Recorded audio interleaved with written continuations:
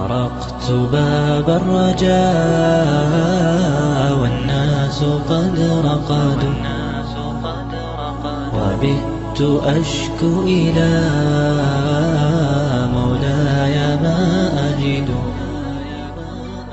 وقلت يا মানসুর ইবনে আম্মার বর্ণনা করেন, আমার একজন বন্ধু ছিল যে জীবনে অনেক গুনাহ করেছিল, নিজের উপর জুলুম করেছিল, নিজের উপর অবিচার করেছিল।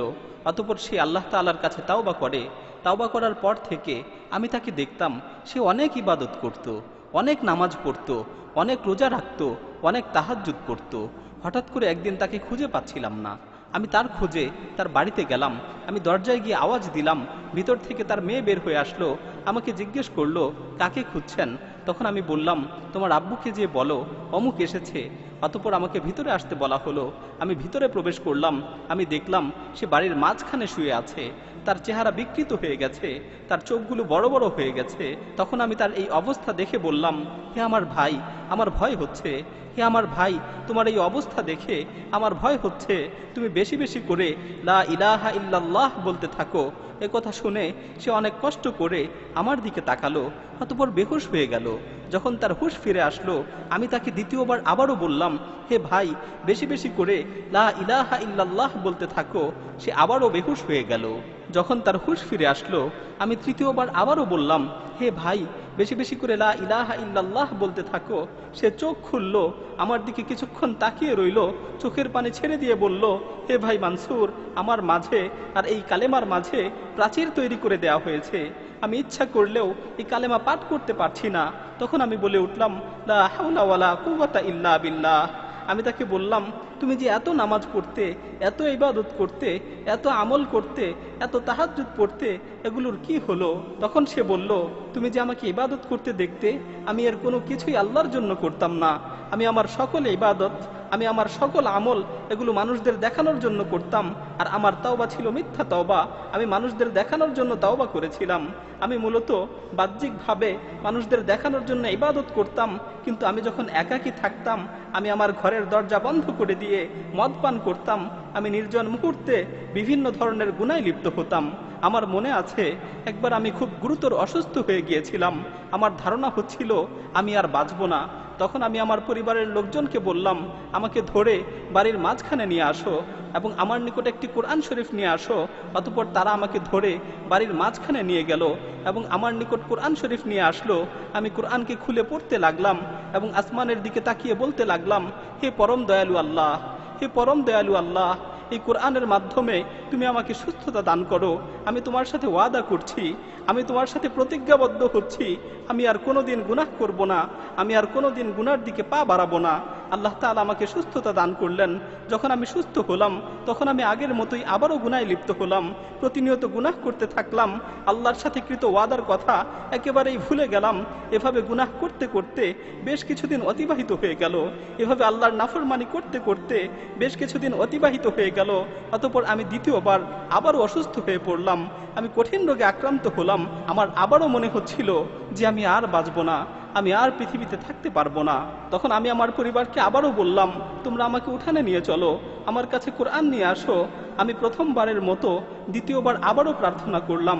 আমি আবারও আকাশের দিকে দুহাত তুলে বললাম, হে আমার প্রতিপালক, হে আমার প্রতিপালক, হে পরওয়ারদিগার, এই কোরআনের মাধ্যমে তুমি আমাকে সুস্থতা দান করো।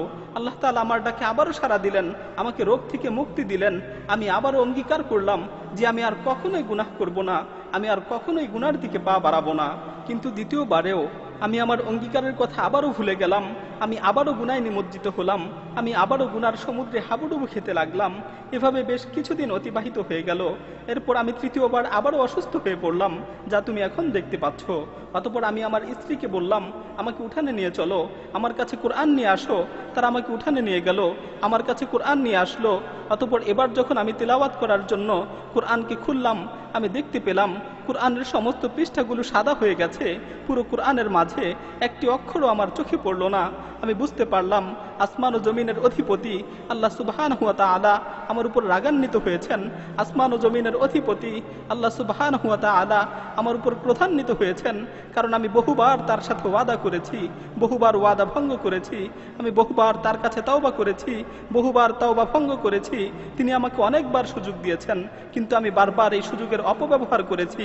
আমি বুঝতে পারলাম যে আল্লাহ তাআলা আমার উপর রাগান্বিত হয়েছেন। তাই আমি আসমানের দিকে হাত তুলে বললাম, হে আল্লাহ, আমাকে এই বিপদ থেকে মুক্তি দাও। হে আল্লাহ, আমাকে এই বিপদ থেকে রক্ষা করো, আমাকে এই বিপদ থেকে উদ্ধার করো। আমি যখন এই কথাগুলো শেষ করলাম, আমি শুনতে পেলাম কেমন যেন আসমান থেকে আমাকে লক্ষ্য করে বলা হচ্ছে, তুমি যখন বিপদে পড়ো তখনই আমার কাছে আসো, আর যখন বিপদ শেষ হয়ে যায় তখন আবারও গুনায় লিপ্ত হও। তোমাকে আমি কতবার বিপদ থেকে উদ্ধার করেছি, তোমাকে কতবার বিপদ থেকে রক্ষা করেছি, কিন্তু তুমি একবারও নিজেকে শুধরানোর চেষ্টা করোনি। মানসুর ইবনে আম্মার বলেন, এ কথা শুনে আমি ক্রন্দন করতে করতে তার কাছ থেকে উঠে গেলাম। আমি যখন বাড়ি থেকে বের হওয়ার জন্য দরজার কাছাকাছি পৌঁছলাম, তখন পিছন থেকে সংবাদ আসলো সে মারা গেছে, সে মৃত্যুবরণ করেছে। সে তাওবা না করেই মৃত্যুবরণ করেছে। তার মাঝে ও তাওবার মাঝে প্রতিবন্ধকতা সৃষ্টি করে দেওয়া হয়েছে।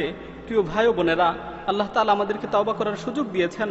আল্লাহ তাআলা আমাদের ডাক দিয়ে বলছেন, ইয়া আইয়ুহাল্লাযীনা আমানু তুবু ইলাল্লাহি তাওবাতান নাসুহা আসা রাব্বুকুম আন ইউকাফিরা আনকুম সাইয়্যাতিকুম ওয়া ইউদখিলাকুম জান্নাতিন তাজরি মিন তাহতিহাল আনহার। হে ঈমানদারগণ, তোমরা একনিষ্ঠভাবে আল্লাহর নিকট তাওবা করো। হে ঈমানদারগণ, তোমরা একনিষ্ঠভাবে আল্লাহ তাআলার নিকট তাওবা করো।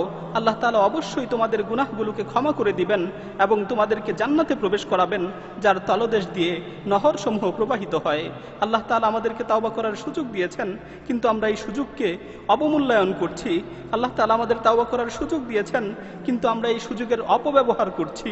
এমন একটি সময় হবে যখন আমাদের মৃত্যু চলে আসবে, তখন আমরা তাওবা করতে চাবো, কিন্তু আমাদের তাওবা কবুল করা হবে না। আল্লাহ তাআলা বলছেন, ওয়ালাইসাতিত তাওবাতু লিল্লাযীনা ইয়ামালুনাস সাইয়্যাত হাত্তা ইযা হাদারা আহাদাহুমুল মাউত ক্বালা ইন্নী তুবতুল আন। আর এমন লোকদের জন্য কোনো ক্ষমা নেই যারা মন্দ কাজ করতেই থাকে, এমনকি যখন তাদের মাথার উপর মৃত্যু এসে উপস্থিত হয় তখন বলতে থাকে, আমি এখন তওবা করছি। প্রিয় ভাই, আর দেরি নয়, আসুন এখনই তওবা করি, সুযোগ থাকতে তওবা করি, সুস্থ অবস্থায় আল্লাহর দিকে প্রত্যাবর্তন করি। يا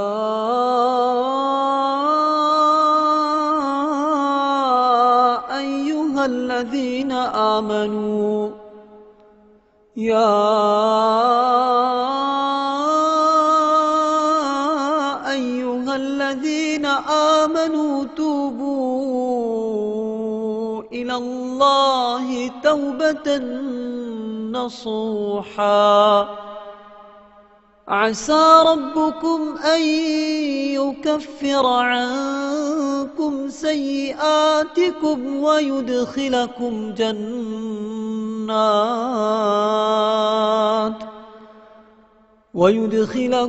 جنات تجري من تحتها الأنهار يوم لا يخزي الله النبي والذين آمنوا معه نورهم يسعى بين أيديهم وبأيمانهم يقولون ربنا أتمم لنا نورنا واغفر لنا إنك على كل شيء قدير